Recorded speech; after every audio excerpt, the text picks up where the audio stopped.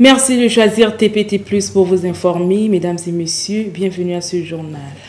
Les titres de ce journal. En éducation, 2 faits nous ont paru insolites. Le premier, c'est la faute commise par une enseignante de l'école publique en plein écran dans l'émission Environnement scolaire sur la chaîne publique Télé Congo. Le deuxième fait, c'est l'altercation produite hier 11 octobre à l'école primaire publique 19 septembre 1965 entre la directrice de cette école et les reporters de votre chaîne TPT+. À découvrir dans ce journal.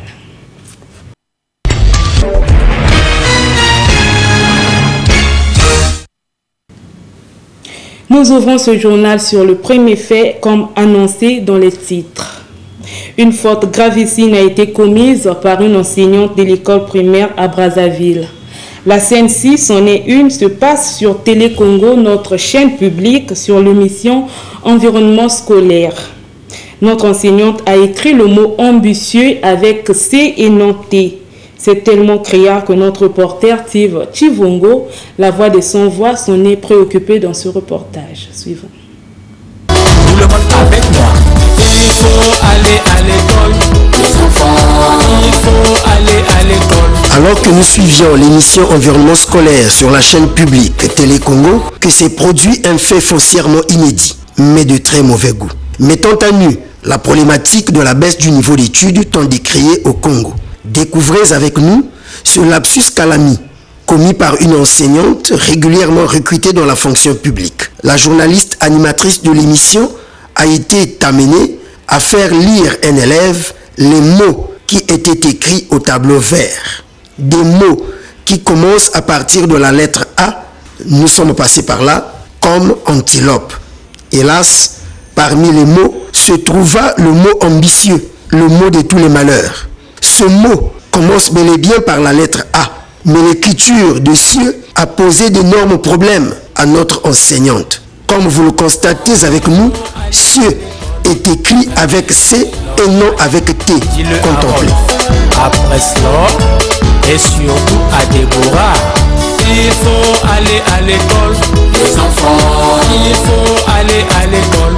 Les amis, il faut aller à l'école. Les enfants. S'il vous plaît, ce criard lapsus calami commis par cette enseignante ne doit être qu'un échantillon de l'étendue des dégâts que commettent nos enseignants des écoles publiques comme privées, tirant ainsi le système éducatif du pays toujours vers le bas. Car tous les élèves de cette classe et ceux qui ont suivi à travers l'écran comme lors de l'école à domicile ont retenu que ambitieux s'écrit avec C et non avec T. Et vous savez que quand les enfants ont retenu quelque chose, c'est difficile que même les parents puissent changer ce que le maître ou la maîtresse a dit en classe. Et d'ailleurs, l'élève a lu le mot avec beaucoup de zèle, comme vous le constatez, sous les yeux admirateurs de sa maîtresse et de madame la journaliste, qui l'a même encouragée. Chères autorités compétentes, le mal de notre école, l'école congolaise, est apparemment plus profond qu'on ne le pense. Sinon, comment comprendre qu'une pareille faute soit commise, et cela en plein écran, et dire que Télé Congo est suivi à l'échelle internationale, puisque sur Bouquet Canal, telles des plumes larguées, que faire pour les rattraper? Cette faute donne la chair de poule. Notre école est vraisemblablement malade et même comateuse. Les états généraux de l'école congolaise semblent devenir un impératif pour que vive la relève. Sinon, pas d'avenir prospère pour le Congo sans des enseignants de qualité. Si tu veux aller loin dans la vie, va à l'école.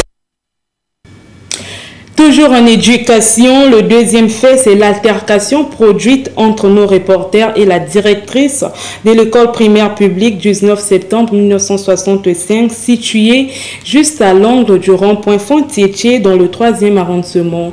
Alors, nos reporters, dans l'exercice de leur mission, devraient faire état des lieux de cette école publique transformée en dépôt des marchandises des vendeurs du marché situé à la devanture du portail de cette école que madame la directrice craignait son poste.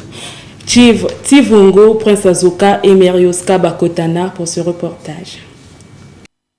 L'état de lieu de cet établissement scolaire public laisse à désirer. Tenez, l'école primaire publique 19 septembre 1965 à Fontchétié, juste à proximité du rond-point, a vu les autorités compétentes placer ce marché fait des vendeurs à la criée juste dans la ruelle de l'école et bien plus devant le portail. Chacun peut imaginer le brouhaha non seulement des vendeurs, mais aussi et surtout des klaxons des usagers de la route qui parviennent dans les oreilles des élèves en plein cours et dire que l'enceinte de l'école a tout aussi été transformée en dépôt de marchandises des vendeurs, certainement moyennant paiement. Ajoutez à ce tableau déjà sombre les restaurants de fortune toujours à proximité du mur de l'école avec toutes les odeurs de la variété des sauces qui y sont préparées, envahissant les narines des enfants, mais pas seulement. Des salles de classe visiblement amorties et bien pléthoriques, alors qu'un bâtiment à part entière est tombé en désuétude, certainement par négligence des autorités compétentes, souffre de l'absence de volonté politique pour sa réhabilitation. Bref, vous constatez par vous-même l'état archaïque de l'école primaire publique 19 septembre 1965. Seulement voilà, les journalistes en plein exercice de leur rôle ont connu une altercation. En effet, une menace de la part de la directrice de cet établissement public, visiblement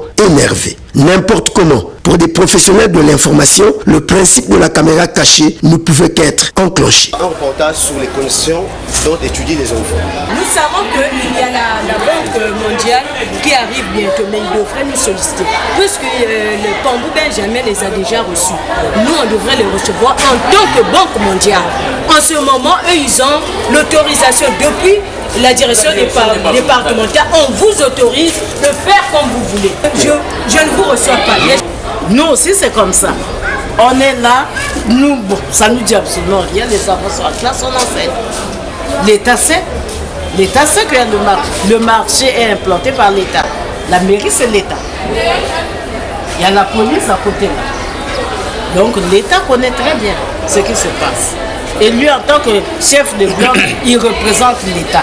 Madame la directrice a dû faire recours au chef de bloc de ce comité de quartier pour empêcher le droit du public d'être informé. Heureusement que ce dernier connaît le rôle des voix des sans-voix, non sans partager la crainte de la directrice pour son poste et non pour les mauvaises conditions d'études des enfants, hélas. Que le gouvernement et les partenaires à l'éducation jettent un regard bienveillant sur les élèves, enseignants et personnels administratifs dont Madame la directrice de l'école primaire publique 19 septembre 1965, en améliorant leurs conditions d'études et de travail, la relève des cadres au Congo, notre cher et beau pays. Autre chose à présent, est-ce qu'un État devrait être gouverné sous le prisme d'une ville, soit-elle la ville capitale politique? N'est-ce pas que la culture du développement devrait prôner la décentralisation des décisions et de délivrance des pièces administratives vitales? Il nous semble que le Congo est gouverné sous le prisme de Brazzaville, sa capitale politique. Dans ce papier éditorial, Tivongo en parle. La capitale, selon le dictionnaire, c'est la ville où siège le gouvernement et le pouvoir législatif de l'État. Pour le cas du Congo, notre pays, sa capitale, c'est bien Brazzaville, là où siège justement notre gouvernement et notre pouvoir législatif. En effet, là où siège le pouvoir politique, là où se prennent les décisions qui président aux destinées de toute la République. Faudra-t-il donc comprendre par là que la capitale politique doit concentrer tous les services et institutions étatiques et presque toutes les signatures administratives propres au développement intégral du citoyen tel qu'il soit, lorsqu'on sait que jusqu'ici, les papiers de la retraite s'obtiennent à Brazzaville, les arrêtés de recrutement dans la fonction publique à Brazzaville, l'évolution de la carrière, entendu, classement, reclassement, échelon, ancienneté, prime, congé, affectation, nomination, bref, la plupart des avantages professionnels, il faut faire le déplacement de Brazzaville pour aller, s'il vous plaît, négocier. C'est le terme qui convient. Négocier ce qui devrait se faire automatiquement par les commis de l'État employés à cette tâche. L'on n'a pas perdu de vue que la délivrance des diplômes des différents examens d'État, c'est aussi à Brazzaville. Les inscriptions à l'université et même les études universitaires à Brazzaville. Les bourses d'études à Brazzaville. Le permis de conduire à Brazzaville, le passeport à Brazzaville, non, à Pointe-Noire désormais. Heureusement, Mais certainement, il faut toujours aller à Brazzaville si vous voulez l'avoir expresso. Et vous pouvez compléter la liste des autres pièces que l'on n'a pas mentionnées ici, s'il y en a. Au point que Brazzaville se trouve être comme mystifié par les autorités publiques. Une mystification aux allures d'un complexe de supériorité. Ce complexe, tel une épidémie, a contaminé bizarrement la quasi-totalité des citoyens congolais des autres départements qui ne jurent que sur Brazzaville, d'où viendra leur salut. C'est pourquoi, très certainement, le président de la République, pour démystifier cette gouvernance du pays sous le prisme de Brazzaville, signe bien souvent maintenant certains dossiers depuis la ville d'Oyo, dans le département de la Cuvette. Preuve qu'on peut signer un document même au village. Ce n'est pas tant le lieu qui compte, mais l'authenticité de la signature dans le respect des process administratifs qui y sont attachés. Décentraliser les services étatiques et les signatures y afférentes pour décongestionner administrativement Brazzaville, c'est d'abord rendre effective cette loi inhérente à la décentralisation, puisque déjà votée par nos parlementaires, et ainsi décomplexer ce complexe de supériorité qui ne dit pas son nom, démystifier Brazzaville et les adeptes de cette mystification, aider les Congolais à faire des économies avec l'argent qu'ils dépensaient à payer les hôtels, les billets d'avion, de train, de véhicules, bref, de séjour à Brazzaville avec tous les frais officiels et officieux qu'il faut débourser pour rentrer en possession de tel ou tel papier administratif. Le Congo, ce n'est pas seulement Brazzaville, s'il vous plaît, mais c'est aussi Pointe-Noire, sa capitale économique, c'est tout aussi le Kwilu, le Nyari, la Bouenza, la Lekumu, les plateaux, le Poul, la cuvette ouest, la Sanga et la Likwala. Car l'égalité des chances de développement dans un État, c'est aussi l'effectivité de la politique salutaire de la décentralisation. Gouverner le Congo sous le prisme de Brazzaville doit être à l'origine de bien des dégâts socio-professionnels, éducatifs et économiques incalculables qui frisent l'insouciance du peuple.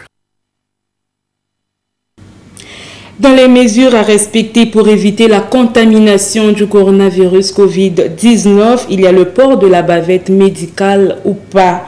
Mais bizarrement, la bavette médicale vendue à 500 francs en pharmacie est à ce jour soldée à 50 voire 25 francs, tantôt étalée à même le sol. Dans ce reportage, Chivongo s'interroge sur le comment est-ce que la bavette médicale a-t-elle été dévaluée, et cela au vu et au su de tous. Suivons.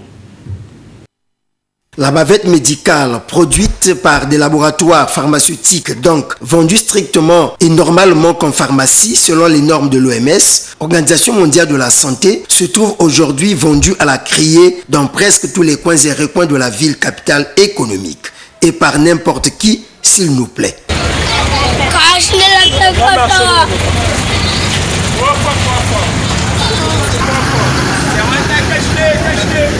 Ça nous a quand même surpris. Et vendu à quel prix? 50 francs CFA lorsqu'il s'agit de la bavette de couleur bleu ciel. Et 100 francs CFA, celle de couleur noire. Et même là, nous avons essayé de comprendre le pourquoi de cette différence des prix.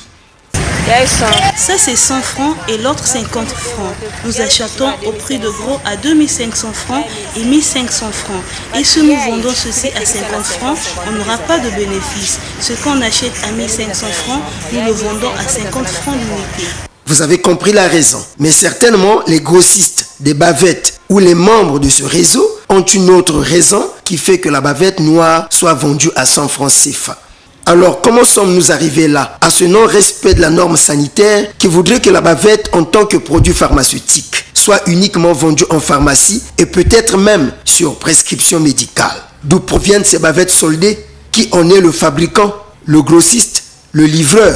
Qui a créé ce circuit qui semble mafieux au point de l'officialiser au su et au vu des autorités compétentes? Et que dit l'ordre des pharmaciens du Congo? Ne serait-ce pas ces nombreuses cargaisons de bavettes dans des pays amis du Congo destinés aux Congolais qui auraient pris d'autres circuits au point de se retrouver au marché et liquidés à 50 francs CFA? Mais qui en profite réellement? Le gouvernement ou un réseau de mafieux? si jamais c'est déjà de la mafia dans cette affaire. Lorsqu'on sait qu'il est déjà arrivé que des objets reçus en don pour être remis aux populations tout aussi en don se retrouvent soldés dans les marchés de la place. Et puis, autant cette dévaluation de la bavette médicale arrange certainement à fort pourcentage les populations congolaises à revenus précaires, autant cette dévaluation est une sorte de concurrence déloyale aux bavettes artisanales confectionnées par nos artisans sous autorisation, s'il vous plaît, officielle des autorités sanitaires, lesquels, donc, nos artisans commençaient à s'en sortir économiquement en cette période si difficile de traverser d'une double crise économique et sanitaire. Hélas. On ne peut plus faire parce que le médicalisé est arrivé et c'est vendu à 100 francs, 50 francs. Si toi tu fais artisanal, qui va acheter ça chez toi? Qui va laisser un truc de 50, de 100 francs pour aller acheter à 200, à 300? Et encore ici au Congo, ça ne marchera pas. C'est vraiment un gagner pour la population. Dans la rue, 50 francs, tu achètes et tu es parti. Et moi, j'accroche ça au bord du goudron, je te dis 150, 200. Et c'est toi tu vas acheter. Tu ne peux pas acheter. Parce que l'autre vendeur est déjà médical même, à 50. Donc tu vas laisser médical et aller acheter artisanal à 200, jamais. Le choix est clair. La bavette artisanale médicale est vendue à 50. Et tu me dis de me faire maintenant les bavettes artisanales et vendre ça à 50. Voilà que l'élastique, le mètre coûte 50. Mais ça ne peut pas marcher. Donc mieux vaut que je reste encore à la maison avec madame, je prends le bissap, je mets au bord du goudron, je m'assois et je vends, c'est encore mieux. On achète aussi l'élastique. Il faut acheter aussi la doublure. Parce que la bavette, il faut doubler, il faut coller encore. Donc il n'y a pas match. Lorsque la normale ne dérange plus personne dans une société, les fidèles de la religion, du culte de la normalisation se poseront certainement la question de savoir lesquels dirigent cette société. La bavette médicale, vendue à ciel ouvert, donc exposée à toutes les intempéries et à même le sol parfois, à 50 francs CFA, normalisée et légalisée, devrait interpeller tout le monde pour dire « il y a un ça ne va pas quelque part ». Le manque de bacs à ordures au quartier Luanzili dans le secteur du CG Moué-Poiti contraint ses habitants à jeter leurs ordures ménagères aux abords du mur de clôture de ce CG, empêchant ainsi les élèves à bien suivre leur cours compte tenu des odeurs nauséabondes. Cette pollution dérange également le voisinage direct. C'est un coup d'œil de Prince Charlie Tikaya. Suivons. Les élèves du CEG Dr Moué-Poiti-Zéphirin et les habitants de ce quartier du 4e arrondissement Luanzili respirent les odeurs nauséabondes dues à cette poubelle publique érigée le long du mur de clôture de cet établissement scolaire public. Les pluies diluviennes qui vont s'abattre sur la capitale économique menacent de faire tomber ce mur si l'on ne tient pas compte de l'état d'avancement du danger qui guette ce mur. S'il vous plaît, dans cette poubelle du CEG Moué-Poiti, un chien en putréfaction empêchant ainsi l'apprentissage des élèves dans les conditions acceptables. Devant une poubelle pareille, comment ne pas penser que cette pollution endommagerait la santé des élèves, des cadres du Congo de demain? Les habitants de ce quartier déplorent le manque de bacs à ordures dans cette zone, ce qui donne ipso facto ce résultat que tous déplorent. Ça ne pouvait pas en être autrement. Ngoma Mavungo Jean-Baptiste, chef du quartier du CQ 401, lance un SOS aux autorités compétentes. Il faut que les autorités, les pouvoirs publics puissent doter les populations de bacs à ordures. Là où se trouve la poubelle à côté, il n'y a pas de bacs à ordures. Mais les populations, on n'est pas au village. Les ordures ménagères, ces populations vont les jeter où? C'est ça le problème. Donc, il serait souhaitable, il est souhaitable que les autorités, les pouvoirs publics puissent doter les populations de bacs à ordures. Et puis veiller à ce que les gens de les camions de la voirie viennent tout le temps régulièrement ramasser ces ordures. Parce que si on ne les ramasse pas régulièrement, les ordures s'entassent et finalement les ordures vont déborder, vont tomber au sol. Donc si vous avez constaté qu'il y a une poubelle là-bas, c'est qu'il n'y a pas de bac à ordures là-bas. Mais les populations vont faire quoi? Qu'est-ce qu'ils vont faire de ces ordures-là? C'est ça le problème. Donc, Le conseil municipal étant actuellement en session, le problème de cette poubelle sera certainement mis sur la table. Nous osons croire et une délibération sera prise pour une opération musclée de salubrité pour que vive la santé de ces élèves du CEG Moïpoati, l'assurance de la relève congolaise, des bonnes conditions d'études, ils méritent bien.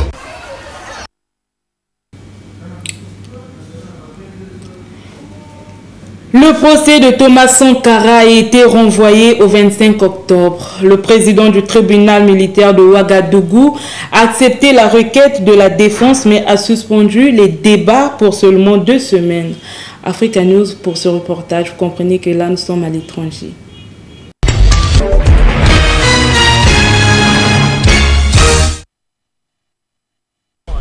À peine ouvert et déjà renvoyé. C'est finalement le 25 octobre que reprendra le procès de l'assassinat de l'ex-président burkinabé Thomas Sankara.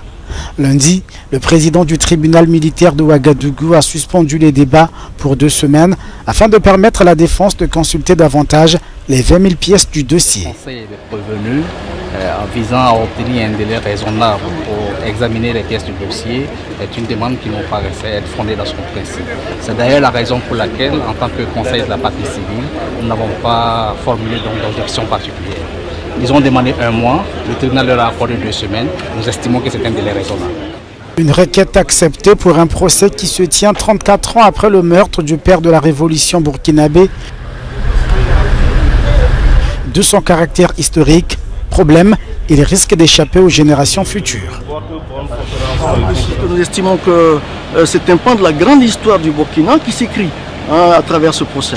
Et pour les générations futures, il aurait été bon que nous ayons des archives fiables, permettre à la communauté mémorielle de ce pays de se souvenir de ce qui s'est passé en 1987 et d'en tirer des leçons. 12 des 14 accusés étaient présents à l'ouverture du procès, manquent à l'appel le principal accusé, Blaise Compaoré, et l'ancien adjudant-chef Hyacinthe Kafondo, soupçonné d'avoir été le chef du commando ayant assassiné Thomas Sankara.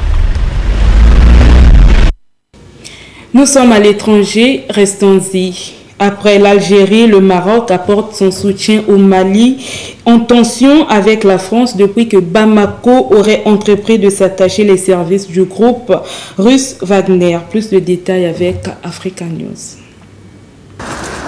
Après l'Algérie, le Maroc apporte son soutien au Mali en guerre ouverte avec la France depuis que Bamako aurait entrepris de s'attacher les services du groupe russe Wagner. Son ministre des Affaires étrangères, Abdoulaye Diop, était à Rabat lundi, reçu par son homologue. Ce que le gouvernement de transition a souhaité, c'est aider les Maliens à pouvoir se parler, à pouvoir dégager le compromis et le consensus nécessaires et avoir une compréhension pour apaiser la situation, créer les conditions pour aller aux élections. La situation sécuritaire, si elle n'est pas prise en charge, nous ne pourrons même pas pouvoir tenir par rapport à des élections. Parce qu'il y a beaucoup de localités aujourd'hui, il faut le reconnaître, les élections ne sont pas possibles si nous ne travaillons pas avec les partenaires pour en créer les conditions. Donc la situation sécuritaire est un curseur extrêmement important pour pouvoir apprécier la situation. Selon le Maroc, cette visite de travail a été une occasion pour rappeler la doctrine du royaume qui est celle de ne pas s'ingérer dans les affaires internes des pays et de faire confiance au génie des peuples. Le régime afghan tente de rompre son isolement diplomatique. Les Occidentaux, eux, ne veulent pas laisser le champ libre à la Russie et à la Chine. TV5 Monde pour ce reportage. C'était impensable il y a seulement 2 mois. Talibans, responsables américains et européens, filmés au grand jour autour d'une même table. Depuis leur arrivée chez l'allié de toujours, le Qatar, les représentants du régime islamiste mènent une véritable offensive diplomatique dans l'espoir d'une reconnaissance internationale qu'aucun pays, à ce jour, ne leur accorde. Et pour convaincre, leur argument est simple, éviter l'effondrement de l'Afghanistan et de l'intérêt de tous. S'il n'y a pas de stabilité en Afghanistan, pensez à l'énorme afflux de migrants vers l'Europe. Est-ce dans l'intérêt de l'Europe ? Non, ce n'est pas le cas. Nous suggérons qu'avec l'argent que vous dépensez pour un immigré afghan en Europe, la vie de 10 personnes en Afghanistan peut être améliorée. Depuis le retour des talibans au pouvoir, l'aide internationale dont le pays dépend totalement est suspendue. La crise humanitaire qui s'annonce promet d'être sans précédent et c'est donc officiellement pour éviter le pire que ces premiers contacts ont lieu avec l'aval des Nations Unies qui pousse au dialogue. Nous devons trouver des moyens de redonner du souffle à l'économie et cela peut être fait sans violer les lois internationales ni compromettre les principes. J'exhorte le monde à agir et à injecter des liquidités dans l'économie afghane pour éviter son effondrement. C'est l'un des fondements de la diplomatie, savoir d'abord négocier avec son ennemi tout en tenant compte d'une autre réalité. Ne pas dialoguer avec les talibans, c'est laisser le champ libre à des pays comme la Turquie, la Russie ou bien la Chine. Pékin voit notamment en l'Afghanistan un axe majeur pour sa nouvelle route de la soie. Nous mettons un terme à ce journal. Merci à vous de l'avoir suivi et bonne suite des programmes sur TPT+.